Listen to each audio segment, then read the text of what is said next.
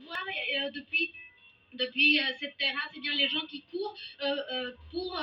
pour se rendre à l'intérieur de la place. On voit des nonnes, des religieux, des laïcs, des familles, énormément de personnes depuis le début de l'après-midi. Aujourd'hui, on a vu ces longues files de fidèles qui convergeaient vers la place Saint-Pierre. Donc la fumée blanche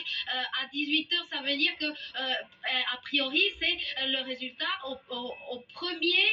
vote de cet après-midi. Donc 3 votes aujourd'hui et un vote hier, 4 votes au total. C'est moins que c'est plus rapide par rapport à l'élection du pape François en 2013 et donc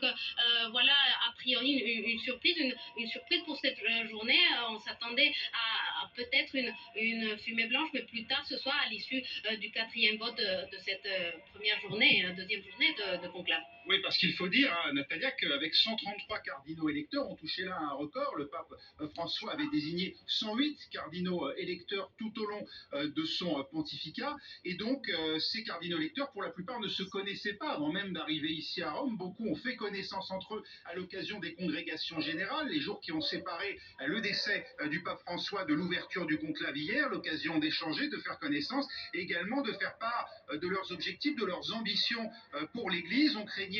que ce conclave ne s'étire, ne dure longtemps pour permettre justement de dégager d'abord un favori et ensuite cette fameuse majorité des 2 tiers, d'autant plus élevée qu'il y a donc, je vous le disais, 133 cardinaux électeurs et donc que cette majorité se situe à 89, hein, majorité des 2 tiers. Et donc, vous l'avez dit, au quatrième tour de scrutin, vraisemblablement, ils sont parvenus à dégager un pape, à décider ensemble d'élire un primus inter pares, et donc celui qui, dans quelques minutes, devrait apparaître, puisque maintenant, eh bien,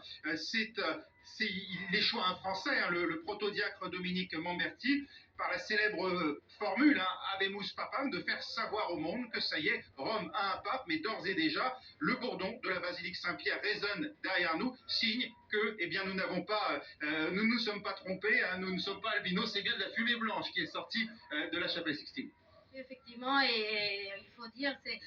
vraiment un élément important de souligner la rapidité avec laquelle le collège cardinaliste a réussi à trouver un consensus autour d'un cardinal. On ne sait pas encore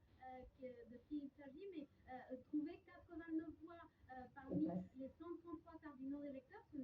ce n'était pas joué d'avance et ça montre que le travail